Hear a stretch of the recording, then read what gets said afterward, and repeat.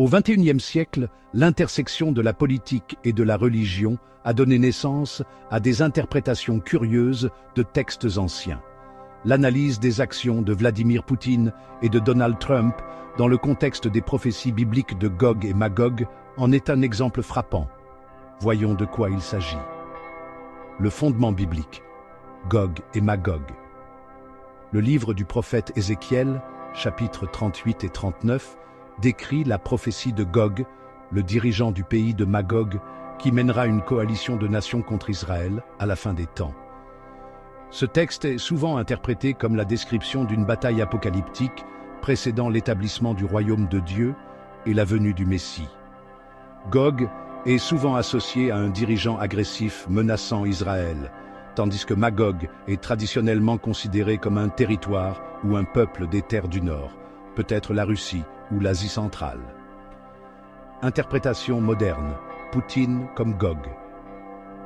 Point de vue des chefs religieux. Le rabbin Yosef Berger, gardien du tombeau du roi David à Jérusalem, affirme que Poutine pourrait être Gog et la Russie Magog, citant le rôle actif de la Russie au Moyen-Orient, en particulier en Syrie, comme un signe de l'accomplissement de la prophétie. Avraham Shmulevitch, personnalité publique et rabbin israélien, parle du rôle historique de la Russie dans le destin juif et de sa signification eschatologique potentielle.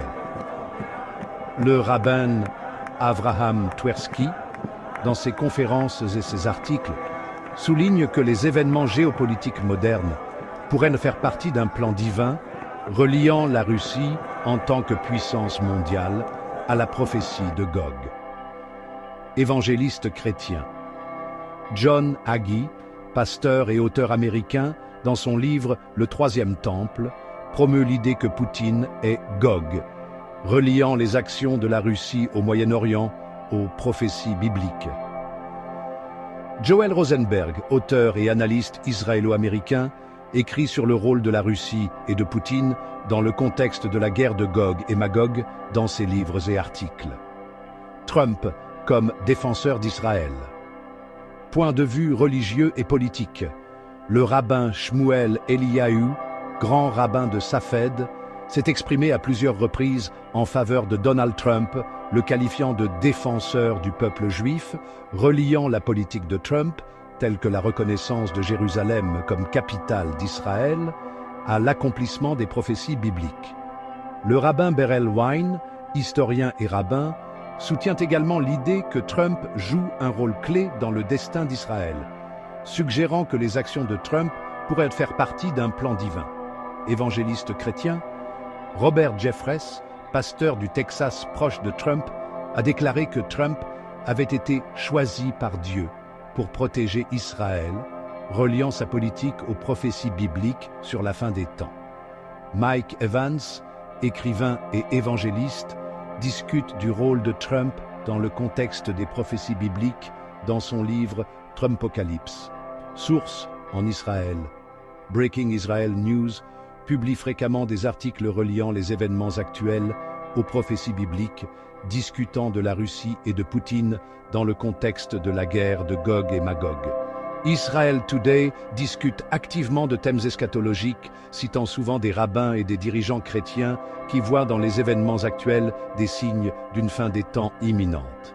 En Israël, comme dans le monde entier, les réseaux sociaux deviennent une plateforme pour la diffusion de telles idées. Les publications et les vidéos reliant Poutine, Trump et les prophéties bibliques apparaissent fréquemment sur Facebook et YouTube. Pourquoi les gens y croient-ils?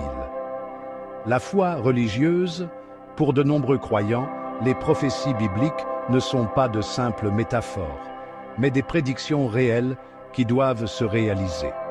Les gens endurent l'adversité, souffrent, et la seule pensée d'une seconde venue imminente de Jésus ou de l'arrivée du Maquia leur donne la force de vivre. Et c'est ce dont profitent les politiciens et les spécialistes du marketing. Le contexte géopolitique, les tensions au Moyen-Orient et le rôle de la Russie dans la région incitent les gens à chercher des explications dans les textes religieux. Les bombardements et les tirs constants ont un impact négatif sur le psychisme et les individus cherchent refuge dans la foi. Le besoin émotionnel, en période d'incertitude, les gens trouvent du réconfort à l'idée que les événements ont un sens supérieur. La popularité des églises évangéliques et autres sectes aux États-Unis peut s'expliquer par un climat social complexe, les névroses des Américains ordinaires qui ont encore du mal à cohabiter avec les Afro-Américains et les représentants d'autres races et cultures.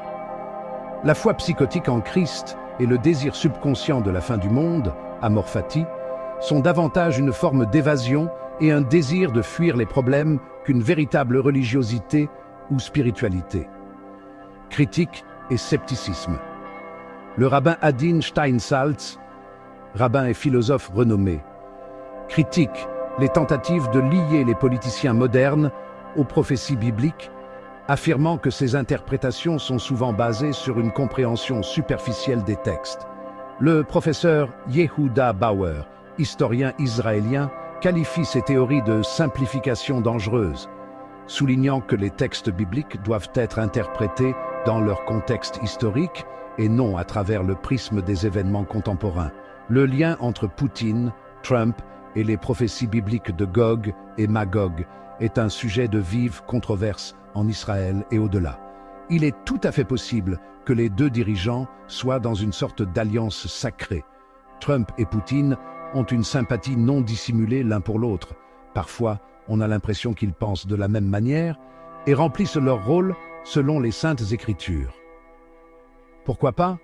C'est pourquoi Trump a commencé son nouveau mandat présidentiel en menaçant le Canada, le Danemark et le Panama. Chacune de ces actions aujourd'hui respire l'élection divine. Si l'on observe les apparitions publiques de son épouse Melania, on peut remarquer qu'elle a commencé à croire en son rôle particulier dans l'histoire du monde. Les institutions religieuses d'aujourd'hui s'adaptent et réinterprètent assez bien les textes sacrés pour le bien commun. Il est difficile de qualifier Poutine d'agresseur envers Israël, mais néanmoins, pour être à la hauteur de son titre de Gog, il vend périodiquement des armes et entretient des contacts étroits avec l'Iran.